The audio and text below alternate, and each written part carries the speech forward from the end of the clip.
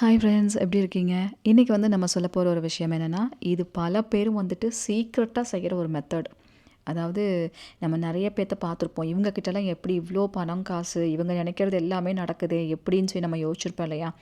அதுக்கு எல்லாமே ஒரு சீக்ரெட்டான மெத்தட் யூஸ் பண்ணுறாங்க. இதை வெளியவே சொல்ல மாட்டாங்க.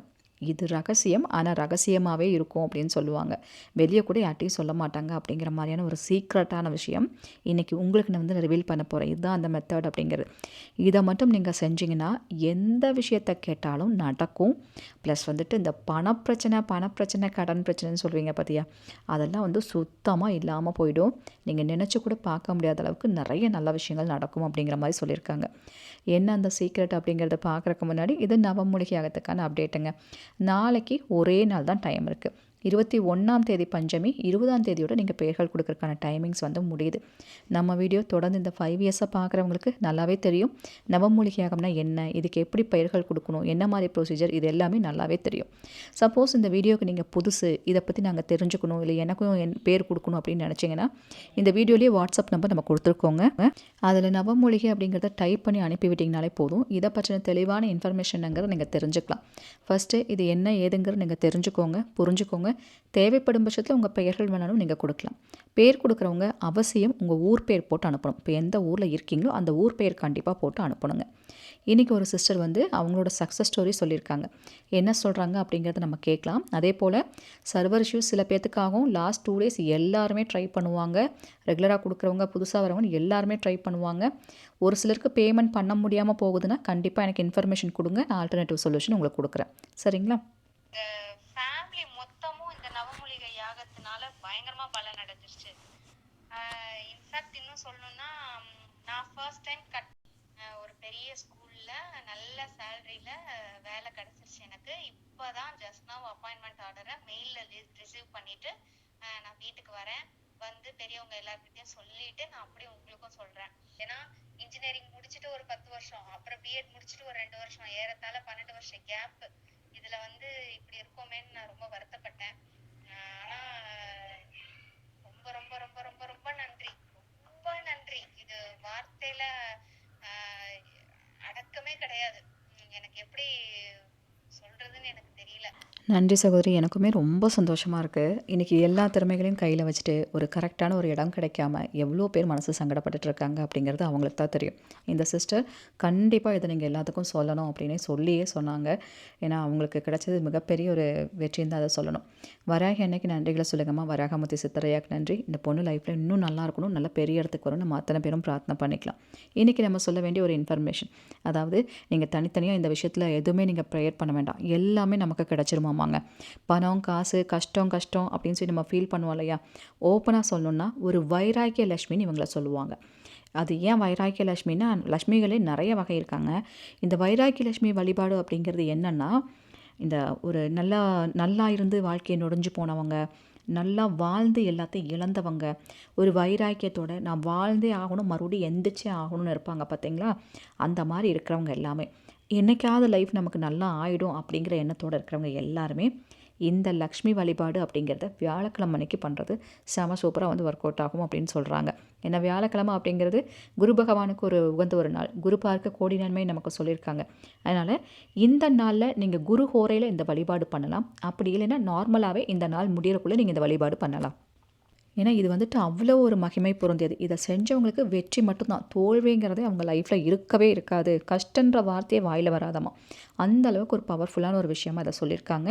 நிறைய ஊர்களில், நிறைய நாடுகளில் இந்த வழிபாடு பண்ணிகிட்ருக்காங்க. இந்த வட மாநிலங்க சைட்லலாம் பார்த்திங்கன்னா இது ஒரு முக்கியமான வழிபாடாக பண்ணுறாங்க. சீக்ரெட்டாக பண்ணுவாங்க.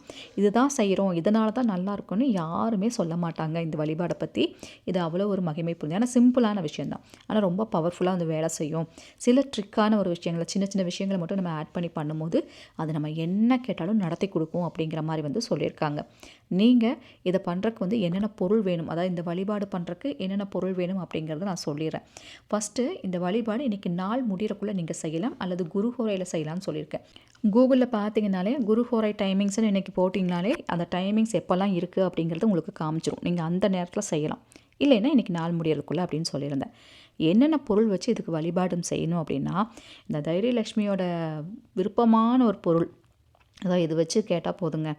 இந்த பொருளுக்காக வேண்டிய அந்த அன்னை வந்து இறங்கி வருவாங்க அப்படிங்கிற மாதிரி சில பொருட்கள் வந்திருக்கு.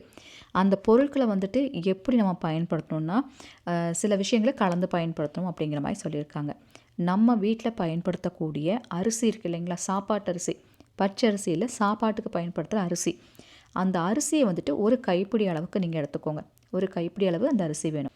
இந்த ஒரு கைப்பிடி அரிசியை கையில் எடுத்து வச்சுட்டு உங்களுக்கு எந்த விஷயம் சரியாகணுமோ, உதாரணத்துக்கு எனக்கு இருக்க எல்லா பண கஷ்டங்களும் சரியாகணும், இல்லைன்னா நான் கேட்குற வேலை கிடைக்கணும், எந்தெந்த விஷயமெல்லாம் உங்களுக்கு நடக்கணுமோ அத்தனை விஷயங்களையும் நீங்கள் கேட்கலாம்.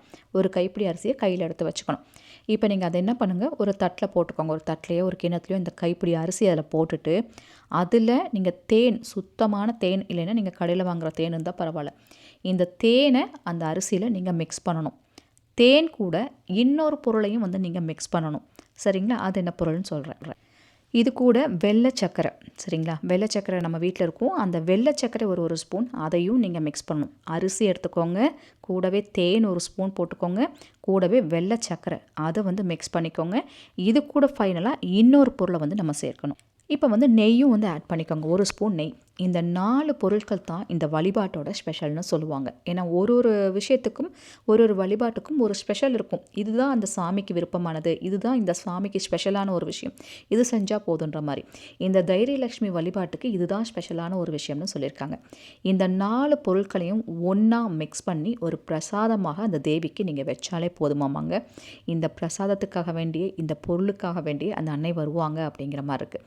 இந்த ஒரு பொருளும் பார்த்திங்கன்னா செல்வ செழிப்பை நமக்கு மேம்படுத்தி கொடுக்கும். ப்ளஸ் வந்து இருக்கிற எல்லா கஷ்டங்களையும் சரி பண்ணும், என்ன கேட்டாலும் நடத்தி கொடுக்கும். அரிசி, தேன், சர்க்கரை, நெய் இதெல்லாம் ரொம்ப ரொம்ப விசேஷமானது. இதை பயன்படுத்தி நம்ம செய்யும் போது என்ன கேட்டாலும் நடக்கும் அப்படிங்கிற மாதிரி இருக்குது. இதை வந்து ஒரு பிரசாதமாக சுவாமிக்கு வந்து படைச்சிருங்க.